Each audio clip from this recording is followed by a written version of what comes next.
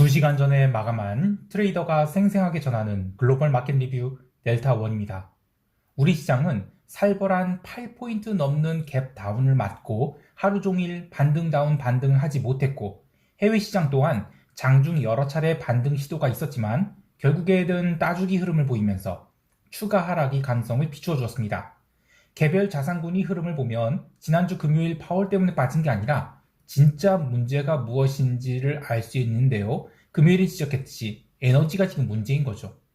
어제는 기름값이 무려 4% 넘게 스트레이트 폭등을 했는데 과연 시장 어떻게 해석해야 할지, 대응 전략은 무엇일지 이야기해 보겠습니다.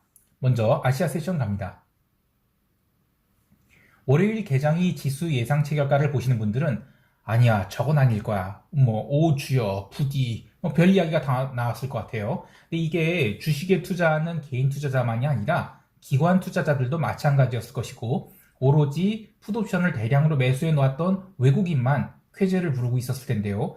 사실상 2435 이하는 언더슈팅으로 내려간 것으로 보여요. 그러나 어쨌든 시가가 8포인트 넘게 하락을 한지라 외가격 풋옵션이 모조리 급등을 해서 최근이 발행 평균 단가를 한 번에 넘어서게 되었습니다.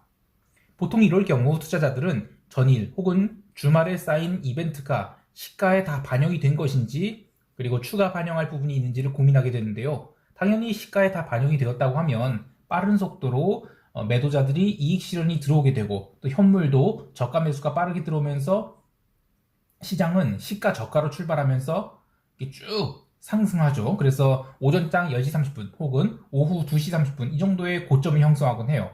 그리고 옵션 시장에서는 지수가 반등하고 있는데 개인들이 풋옵션에 물타기를 하고 있고, 그러면 그럴수록 시장은 힘을 받아서 더욱 강하게 올라가게 됩니다.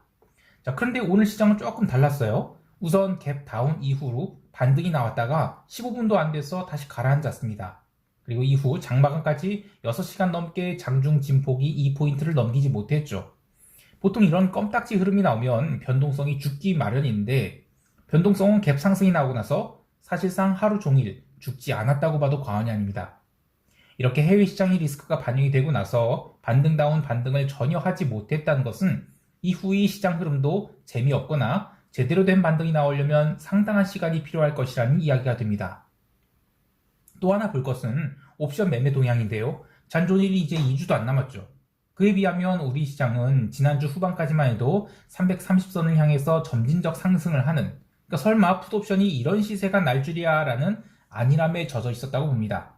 이렇게 시장이 갭 다운이 8포인트 넘게 나오자 마켓 메이킹을 하는 입장에서는 어쩔 수 없이 해지를 안 할 수가 없었죠. 그래서 기관들이 옵션 매매 동향을 보면 풋옵션 거래는 거의 거래를 포기하다시피 하면서 소극적으로 대응했고, 외국인들은 대량의 콜옵션을 아예 매도해버리면서 이제 330 이상은 없다라고 단단히 못을 박았어요. 또한 양매도 전략을 취하던 개인들은 하루 종일 풋옵션 매도분을 손절매했는데요. 그러면서 네이키드로 외곽의 콜옵션 매수 물타기를 시작한 첫날이 시작되었다라고 할 수 있겠습니다. 마지막으로 선물 베이시스를 보면 오늘은 평균 베이시스가 백오데이션 마이너스 0.4포인트로 오갔죠. 평소 같으면 베이시스 백오데이션 마이너스 0.4포인트가 아무것도 아닌 것이 되겠지만, 지금은 쿼드러플 월물이고 또 잔존일이 지금 2주도 안 남은 상태죠. 그런 상황에서 베이시스가 백오데이션 마이너스 0.4포인트씩이나 눌리고 있다면 시장은 프로그램 매도 압력을 받게 돼요. 근데 오늘 프로그램 매도, 차익 매도를 내게 한 주체로서 외국인이 선물 매도는 장중 최대치가 고작 2천억 선에 불과하고, 또 그나마 장마감 부리면 다 걷어냈죠. 자, 그럼 누가 프로그램 차익 매도를 내게 했을까를 이야기해보면 개인이 풋옵션 손절매입니다. 이번 월물에 320 이상의 풋옵션 미결이 과하게 많아서 이들을 떨고 가야 하락이 나올 텐데 라는 이야기를 했었죠. 근데 결국 갭으로 한 방에 밀어서 풋옵션 매도자들이 손절매를 유발시켰습니다. 현물 매매 내역을 보면 딱히 인덱스 매매가 들어왔다거나 나왔다 이런 판단은 들지 않아요. 여하튼 오늘 시장이 전혀 반등하지 못한 이유는 약해진 선물 베이시스에 합성 선물 또한 저평가되었던 풋옵션이 급격히 살아나면서 시장을 눌러댄 것, 이런 것들이 있어요. 근데 다른 관점에서 보면 우리 시장은 시장이 8포인트 갭다운을 했는데 변동성이 고작 19포인트밖에 안 올랐어요. 그러니까 해외 시장은 지금 변동성이 25포인트, 27포인트 이렇게 움직이고 있죠. 그래서 여전히 우리 시장은 변동성이 과하게 낮은 상태입니다. 마켓메이커들이 어쩔 수 없이 외가격 풋옵션을 살릴 수밖에 없었다고 보는데, 이 멤버십 게시판에서도 이야기했듯이 오늘이 갭다운은 마켓메이커들한테는 거의 뭐 투시그마급이 심각한 하락이에요. 근데 방금 마감한 해외 시장이 변동성 지수가 단기 고점을 찍었을지언정 크게 밀리진 또 않았습니다. 그리고 선물 베이시스가 변동성 선물은 백오데이션이에요. 얼마든지 더 언더슈팅을 줄 수 있죠. 그래서 우리 시장은 롱 관점을 갖고 가는 거는 일단 뭐 추세적 롱은 좀 아닌 것 같다. 최소한 며칠 동안은 뭐 포기하는 게 좋겠다. 이런 생각을 하고 있습니다. 이제 유럽 세션 넘어갈게요.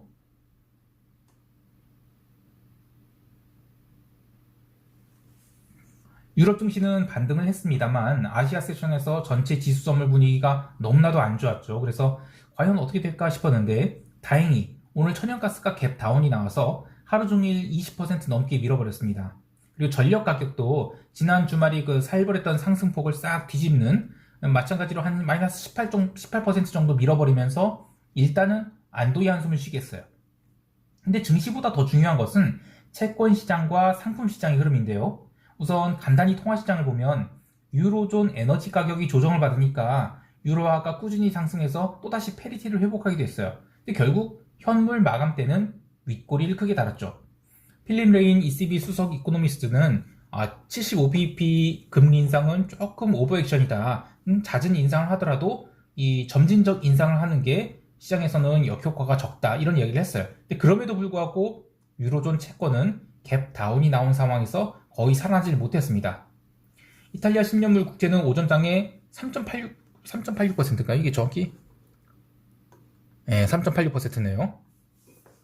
여기까지 금리가 튀었는데 그나마 다행인 것은 오늘은 이제 독일 국채도 조정을 받았어요. 그래서 스프레드 확대까지는 이어지지 않았습니다.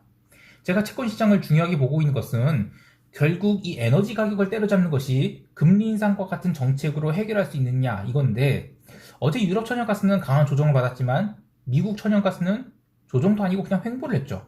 또 기름 가격은 여러 가지 이유가 있겠지만 뭐 골드만삭스가 또다시 그때 이제 130불 간다는 헛소리를 했어요. 근데 그 말하자마자 진짜 그 다음날부터 폭락을 했거든요.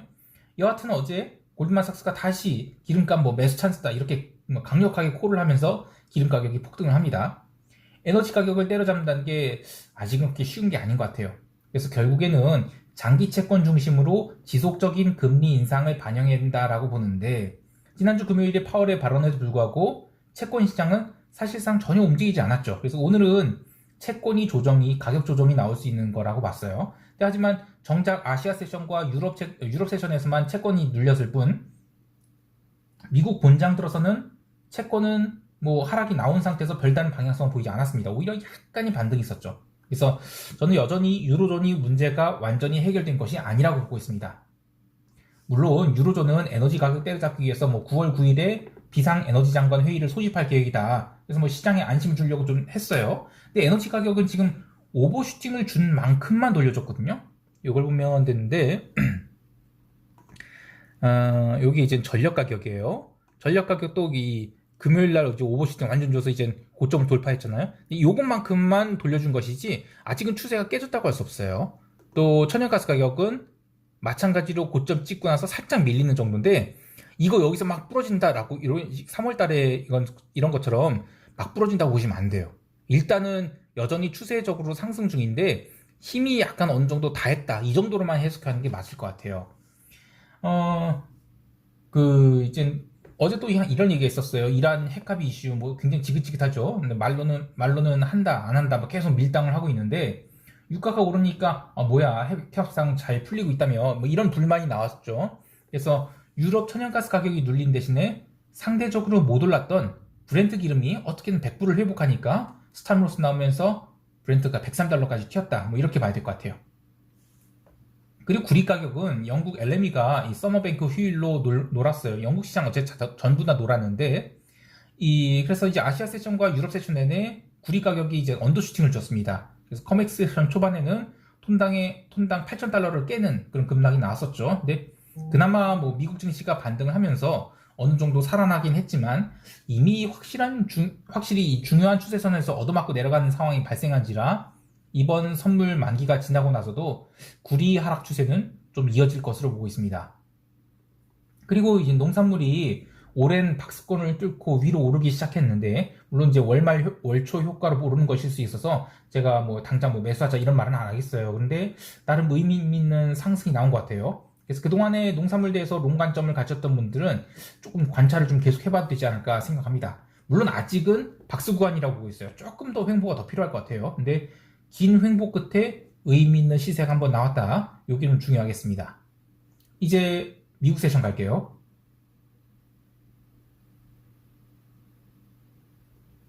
미국 지수 선물은 지난주 금요일 현물 마감하고도 언더슈팅이 강하게 나와서 마감이 됐는데, 월요일 아시아 세션에서 전자거래가 시작되자 또 나스닥 선물이 급락을 하면서 이게 대체 하락이 언제까지 나오는 것인가 많은 우려가 있었죠.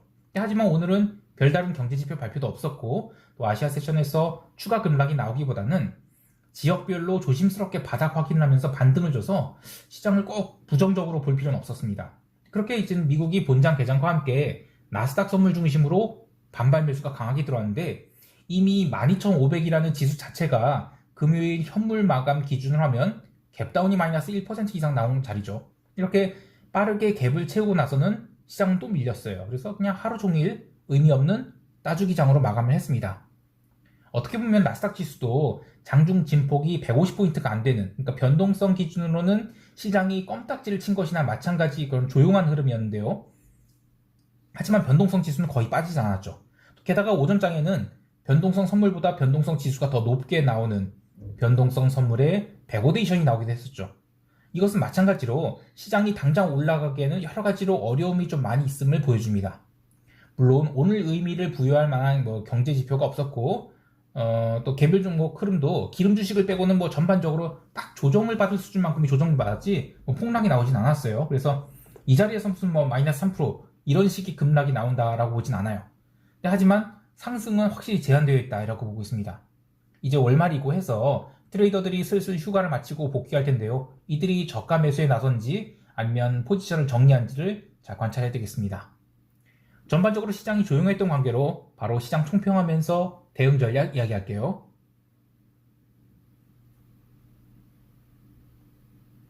우리 시장은 갭 상승이 나온다 하더라도 다시 얻어맞을 가능성이 큽니다. 그래서 저는 315선으로 중심으로 버터플라이 포지션을 만들려고 하는데, 상단은 또 제한되어 있지만 하단도 제한되어 있다고 봐요.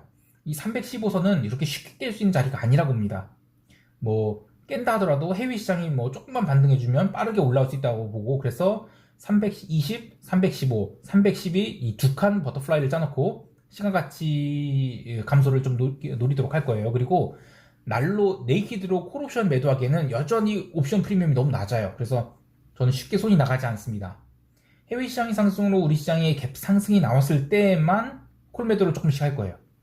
또 개인 투자자들이 오늘 처음으로 9월물 콜옵션 매수 물타기를 한 날로 판단되는데, 이번 주 내내 개인 투자자들이 콜옵션 매수 물타기가 이어진지 이거 좀 보겠습니다. 해외 시장은 기존 포지션 계속 유지 중이에요. 뭐 국채 매도라든지 이탈리아 국채 매도, 그리고 구리 매도, 러셀 매도 이런 것도 계속 갖고 있는데, 제가 통화 시장에서 유로화를 지난번에 매도하는 걸 놓치고 나서 지금 계속 페리티에서 등락 거듭하고 있거든요. 요거는 웬만하면 손대지 말아야 될 것 같아요. 지금 통화 선물도 만기 3주 남겨놓고 있는데, 여기서 일방향이 뭐 상승이라든지 하락이라든지 이런 거 나오기 좀 부담스러운 것 같아요. 그래서 이탈리아 국채가 계속 하락이 나온다 하더라도 유로화의 하락은 동반해서 하락이 나오지 않을 수 있다, 이렇게 보고 있고요. 이렇게 이번 주 내내 유로화는 페리티에서의 등락이 이어질 것으로 보고요. 또 구리는 어제 LME가 휴장이었죠. 그래서 혹시라도 화요일에 반등이 나온다면 커맥스 세션 시작하는 밤 10시 반 여기까지도 스트레이트 반등이 나올 수 있다고 봐요. 그래서 기존 구리 숏 포지션은 그대로 홀드하되 유럽 세션에서 양봉이 나와서 커맥스 세션에서 급등이 나왔다. 그러면 구리 매도를 12월물로 조금 더 늘릴 거예요. 여하튼 아직까지는 시장이 활발하게 움직이고 있지 않습니다. 9월 첫 거래일 시작될 때까지는 저는 소극적인 플레이로 대응하셨으면 좋겠습니다. 자, 오늘도 성공 투자하시길 바라고요. 이상 델타원이었습니다. 감사합니다.